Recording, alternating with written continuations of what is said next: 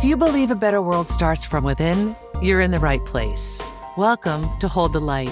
I'm Lori Gunning-Grossman, founder of Hold the Light Collective. This is a special series, a guided exploration of the Freedom Transmissions, a spiritual book about building a strong inner foundation so you can show up more authentically in your life and in the world. Let's begin.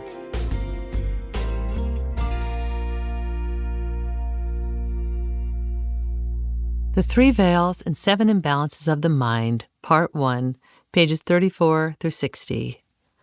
I've decided to break up this chapter from the Freedom Transmissions into two different episodes because of the depth of the content. It's a chapter that's really important for us to take some time with because it helps us to know ourselves and how we're currently keeping ourselves in density. Essentially, we're looking at what holds us back from living in our true essence, our true nature, and peace. Before we move forward with the other transmissions in this book, we need to start here. The good news is that this chapter also offers ways to move from that density into greater freedom. And so today we are discussing the seven imbalances of the mind, specifically found on pages 34 through 60. In the next episode, we'll focus on the other part of this chapter, the three veils. As we've discussed in the prior episodes, the Freedom Transmissions is a pathway to peace.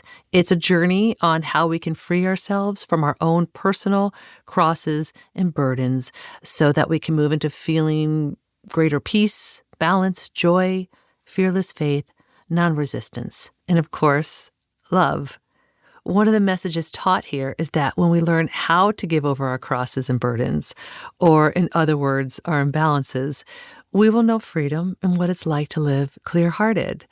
And so today, we will take a look at the origin of the imbalances, what they are and how they show up in our lives, and we'll look at how to heal them. This is the seven imbalances of the mind.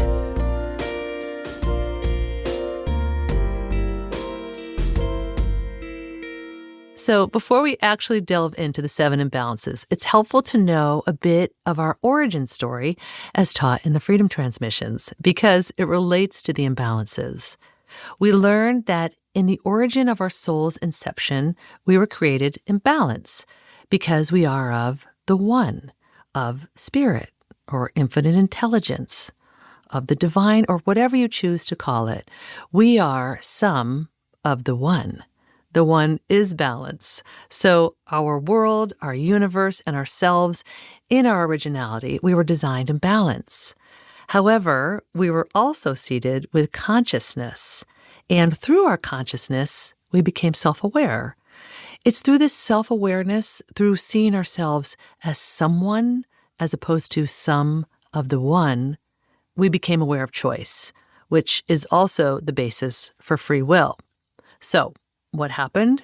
Well, then we had the choice to either be separate or to be one with the divine, either to align our will with divine will or to take matters into our own hands and make imbalanced choices that go against divine will. Usually these choices are for the separate self and not for the greater good.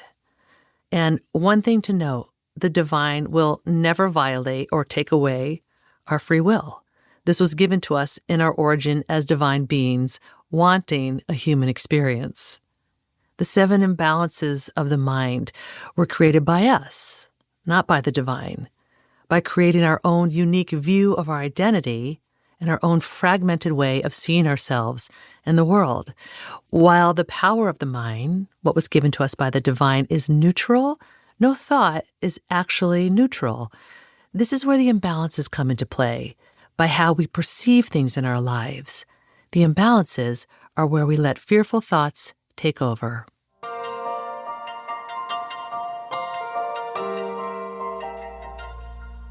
These imbalances are areas in our lives where, essentially, we miss the mark in embodying our peace, divinity, and Yeshua self. They are errors in perception. It's where we miss the mark in embracing love over fear. Here are the seven imbalances, which I will go over in greater detail in a moment. 1, the perception of darkness or separation. 2, tyrannical desire and greed. 3, ignorance, denial, or complacency. 4, excitement over death or endings. 5, imbalance of human want and lust or desires of the flesh. 6, foolish wisdom or not aligning with divine will. 7, wrathful wisdom or judgment. Okay, I know these might sound a little intense. Just keep in mind, this list is an overview. When you hear this, you might be thinking, well, that's not me, until you read deeper into what's really happening within each of these imbalances. Like you might think that you don't resonate with the 5th imbalance, the desires of the flesh, until, through reading this book, we discover that this includes a preoccupation with our external image and projecting a false image of self onto the world. It's placing value on the external, allowing others to dictate our worth. As taught in the Freedom Transmissions, the 7 imbalances are the ego's distortions in perceptions, actions, projections, and behaviors. They are what contribute to and create the illusion self, the supposed to self, the story of self that causes you to see yourself through a lens of distortions, which you then project onto others in the world. A bit about ego. Here, the ego is the construct of fearful thinking, the self that sees us as separate from the divine. As Marianne Williamson wrote in A Return to Love, the ego is our self-love turned into self-hatred. It's our own mental power used against ourselves.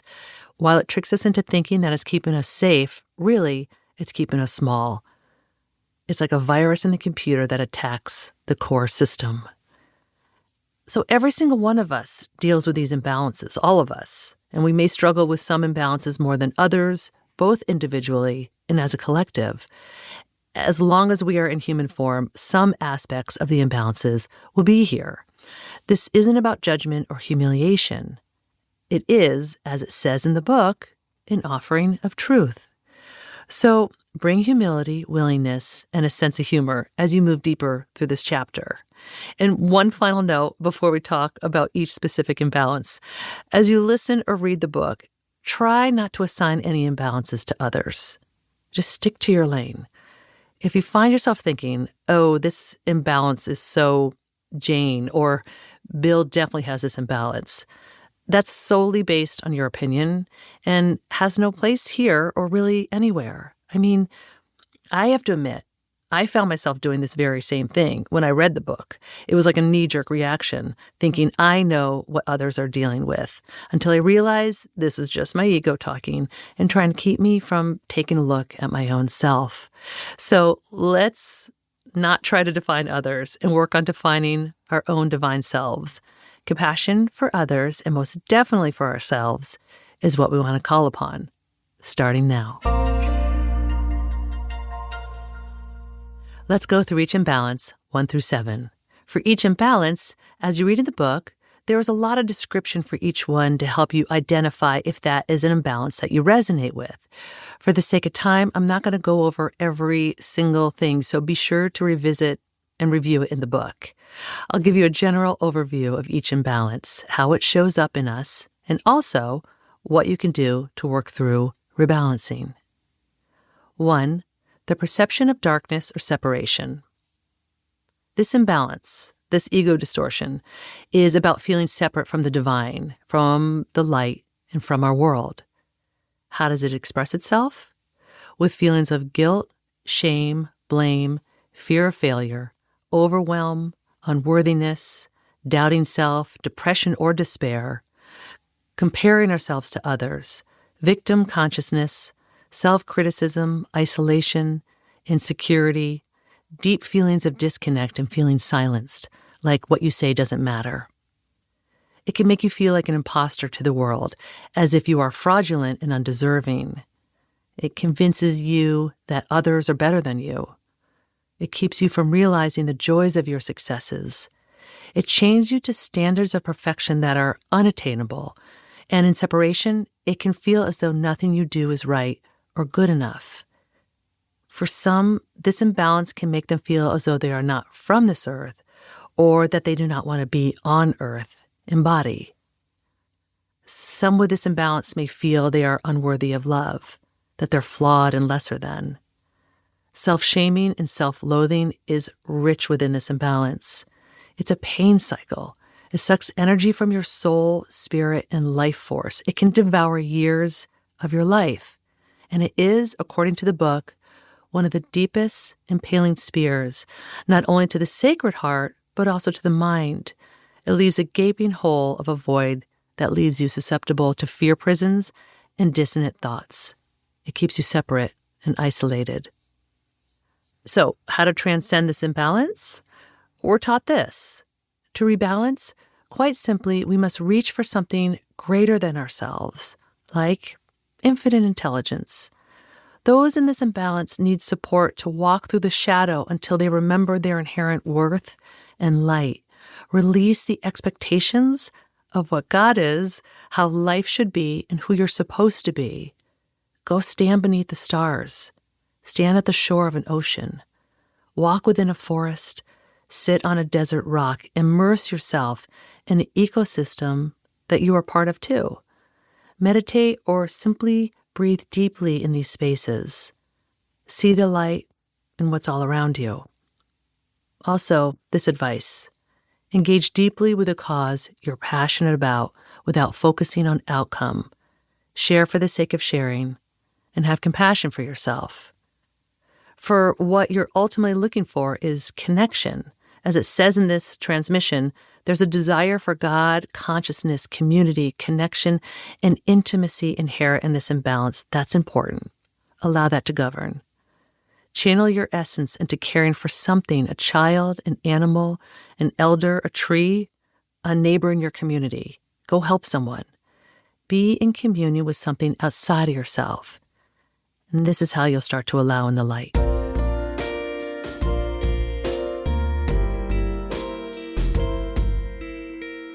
2, tyrannical desire and lustful greed. The root of this imbalance lies in greed and lack of integrity. It's responsible for many of the dominance and suppression hierarchies in our world. There is a sense of needing to get mine and to take more to the detriment of others. How does it express itself? An insatiable desire for power and dominance, greed, lack of integrity and authenticity, lack of transparency on motives and agenda, doing things for the I instead of the we, desire for fame and worship from others, needing to feel special, dominance in relationships, sexual manipulation, the need to be right, emotional blackmail, breaking commitments with others thought of as less worthy or important, and lack of almost any actual remorse, accountability, or empathy for the hurt caused to others as a result.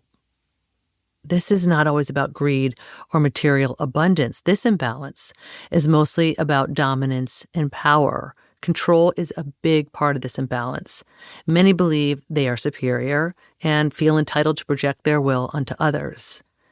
There's a deep self-absorption in this imbalance. Winning is everything. It's a desire to be the king or queen, the main guru, the most powerful, instead of serving as a guide to others through honoring others' individual sovereignty and rights. There's a systematic silencing of those with differing opinions to preserve the superiority and dominance. When manifest in spiritual or academic or political landscapes, someone with this imbalance can do a lot of harm. And unfortunately, when this imbalance is central and a person is leading a mind-based life, the person is enslaved by greed, lust, and power and does not even realize it. As the Freedom Transmissions point out, many leaders of our world then and now, including those in political, financial, and even some religious systems, have or have had this imbalance. So, how to transcend this imbalance? By committing to being in service in ways that don't lead to personal gain in the areas of sex, money, and power. Put closure on relationships you've ghosted or left in ruin. Sometimes all this requires is a humble apology. Reset your metric of success from winning and getting mine to your levels of joy when being in service, expressing kindness, and giving back. Define what faith means to you and connect with a cause or something greater than yourself. This is essential. And do this to restore your integrity, your respect for diversity, and to honor all lives.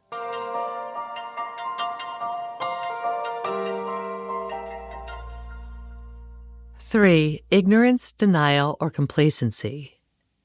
According to the Freedom Transmissions, this imbalance is most prevalent in our world. We all have it to some extent, but for some, this ego distortion can tip into pain cycles. There's a sloth aspect to it, as well as agitation and avoidance. Within this imbalance is a blindness, a denial of an inability to accept the truth. For instance, avoiding conflict, change, or life altogether, denying or ignoring problems. How does it express itself? Allowing others to govern your fear and emotions, lack of truth, abdication of responsibility, allowing other people's teachings or opinions of you to dictate your worth, including those of parents, spouses, and peers, procrastination, drug or alcohol use. Most addictions fall into this imbalance. Causing a mess and leaving someone else to clean it up, and denial. I quote, "There's a huge amount of laziness inherent to it." There's a form of entitlement to this imbalance. Some with this imbalance believe that they should have what others have without needing to have to work for it. There's a struggle of unworthiness, and this may express itself through complacency, procrastination, and avoiding work, because those with this imbalance feel they do not deserve success. It's taking the easy road instead of confronting fears and the source of unworthiness. It's allowing the outer to dictate the inner. It's doing things the way others do instead of honoring originality and authentic creative process. There's a feeling of overwhelm and underwhelm within this imbalance, not being able to cope with life, resisting transformation and evolution, looking away from things that require change. Some may allow others to violate boundaries or mitigate their worth. It's apathy or a defense strategy similar to an ostrich burying its head in the sand. Procrastination can be a behavioral manifestation of this imbalance, continuously putting things off or trying to will away what your intuition and soul continues to draw your attention to. Projects started and left unfinished, waiting another day, giving up when things become difficult. So, how to transcend this imbalance? The book recommends humility and acceptance of truth, as well as taking the responsibility and accountability to look at the uncomfortable, limiting beliefs and behaviors that keep you stuck, is the gateway to freedom from this imbalance. Call upon courage to allow for discomfort. Flow with your resistance and accept your shadow. Look at your limiting beliefs and behaviors that keep you stuck. Use this courage to take steps that allow your authentic self to be seen, even at the disappointment or discouragement you may receive from others. Remember, everyone is viewing you from their own lens, their own sense of reality. Their truth does not have to be yours. Be brave. Honor discipline and devotion to create your dreams and ideas. Take action to create your own reality instead of waiting for or expecting someone else to do it for you. Learn how to embrace change. Use clear communication when expressing your feelings, and listen fully to others. I underlined this quote in the book. Many will trade their freedom for the illusion of safety. To transcend this imbalance, we must examine our illusions, and we need to nurture our inner child, but not as a child, instead as divine parent to yourself. 4. Excitement over death or ending, or enslavement to the flesh. Those with this imbalance have a preoccupation with death, destruction, and endings. It goes beyond a curiosity of what happens when I die. There can almost be a paranoid preoccupation with survival, safety, and personal longevity, and there can be excitement over death. This imbalance is simply a fear of the void and the unknown. It holds people captive in fear and doubt. How does it express itself? Through irrational fears around health and personal safety, including an obsession about body, illness, germs, and physical risks. Going down rabbit holes, like looking for answers with Dr. Google, seeking out information from sources that feed the fear instead of reality. Through a fascination and continuous preoccupation with the potential loss and shadow, being consumed with morbid fear or morbidity in general. This shuts people off from the light, sometimes resulting in anxiety or depression, almost like a feeling of already being dead on the inside. This also comes up in people who take big risks, almost like they're flirting with death, and the rush that comes from evading it. However, this causes those to push the boundaries to even more risky levels. So, how to transcend this imbalance? There needs to be a re-engagement with life, a celebration of mortality as well as a celebration of divinity. As the Freedom Transmissions teaches, it's knowing that you are not only in life as a soul and form, you are made of the fabric of consciousness and of eternal life. Faith is essential in the restoration back to balance. It's faith in the idea that death is not finite. It's calling upon faith to walk in the light despite the unknown or unseen. And it's faith in knowing that we are eternal. Instead of living in a shadow of death, those with this imbalance can re-engage with life, joy, and peace. It's remembering that our life is of value simply through our presence in a body. We are life. We are death. We are mortal. We are timeless.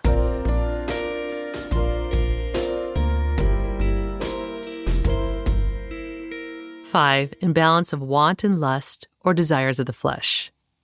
This imbalance is more about wanting instead of greed. Wanting things to be other than what they are. Wanting a relationship, wanting sex, wanting more attention, wanting more money.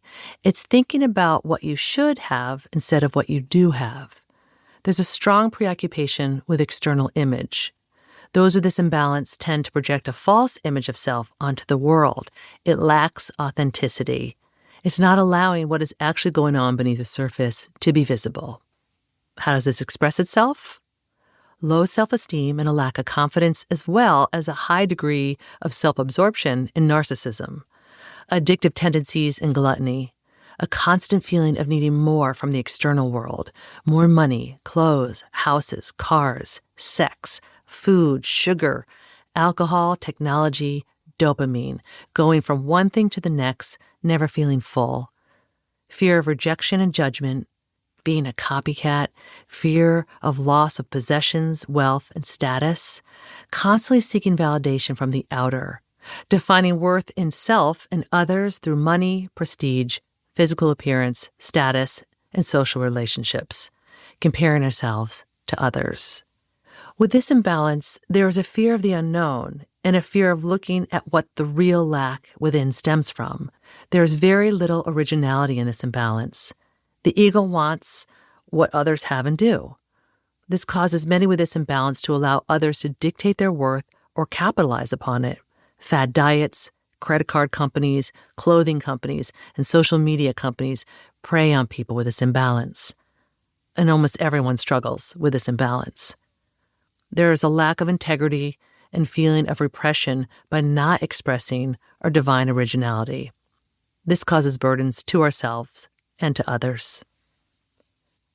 So, how to transcend this imbalance? Well, it calls for restoration of simplicity.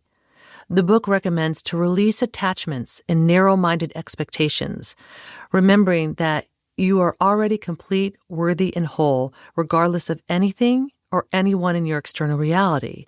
And most importantly, refining wants versus needs. This includes converting to new metrics of what truly nourishes you.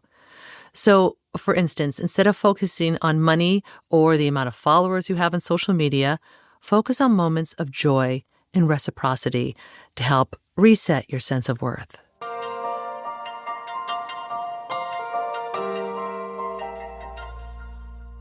Six, foolish wisdom or not aligning with divine will. This imbalance stems from a lack of humility, elitism, and self-righteousness. There is an arrogance to it, a belittling and mocking of others thought of as less than. An aspect of this imbalance is assuming you know better or that you're right. It's asserting your opinions and thoughts onto others, dismissing their point of view. It's patronizing. It's assumption of moral, intellectual, or other superiority. How does this express itself? Stereotyping and labeling others. An us versus them attitude that shows up in politics, social issues, at home or at work. Little tolerance for perspectives that deviate from their own. Preaching. asserting opinions over others on how they should be and what they should do, shaming others for differing points of view, and censoring. Many with this imbalance assume they know what others need and then project that upon them. Is dispensing well-intentioned but often biased or misguided opinion to others when they did not ask you to, which is invasive of boundaries. It creates a lack of trust. I underline this part of the book. As human beings, though you share this world, your perceptions of reality are completely unique. No one person perceives reality the same way. You're not here as a human being to tear down another's reality because it differs from your own, or inconveniences you, or because you are jealous of another's achievements and happiness. It goes on to say, you are here to explore, experience, expand, and evolve your consciousness of reality to include the all, not the some. So, how to transcend this imbalance? This one requires deep humility. Let "I don't know" become your mantra, or at least admit when you do not know. This is where true wisdom comes in. Let go of the need to be right, be open to others' beliefs, and maybe to even changing your beliefs. Feel your worth and celebrate your accomplishments, but if your ego is easily bruised and feels like there's been an assault to your pride, you have moved into this imbalance. Aligning your will with divine will is important here, and as taught in the book, humor is what truly saves the day in rebalancing from foolish wisdom, being able to laugh at yourself. Laughter is connection. So begin to embody equality, exploration, inclusion, and love. Embody your inherent divinity. 7. Wrathful wisdom or judgment. Wrathful wisdom stems from separation. This is really about fear, and the deeper the separation someone feels, the more that person is in fear. The energies that mask that fear are anger, rage, and wrath, and often these distortions are projected onto others. People in this imbalance can feel isolated, rejected, judged, and angry. Sometimes this is expressed through despair and depression, other times through rage. Many with this imbalance do not act on their wrathful wisdom and the thoughts that keep them feeling separate, but others retaliate. This imbalance is the most primitive human animal nature. How does this express itself? Well, as it says in the book, the imbalance has led to many of the acts of the deepest levels of unconsciousness in your world over time, from animal and child abuse, to rape, to the shooting of school systems, to riots, to bombings of temples, churches, and mosques, and even to holocausts and genocides. Also, self-harm, including addictions, eating disorders, and unsafe sexual activity. Those in this imbalance live in a deep state of unconsciousness, and many like to take the law into their own hands. There is little empathy or seeking to understand this imbalance. It is about bullying and ascribing justice in a limited human way. So, how to transcend this imbalance? The teachings say that this requires reconnecting to life, including nature, reconnection to others, including those who can support through the processing of grief or anger lingering from past abuse, trauma, or rejection, reconnecting to patience, gratitude, and the power of the light within. It's when we connect to the divine. Ultimately, the only way to peace from this imbalance and all of the imbalances is through love, through an awareness of love. Since wrathful wisdom stems from fear and separation, it's love that can light the way.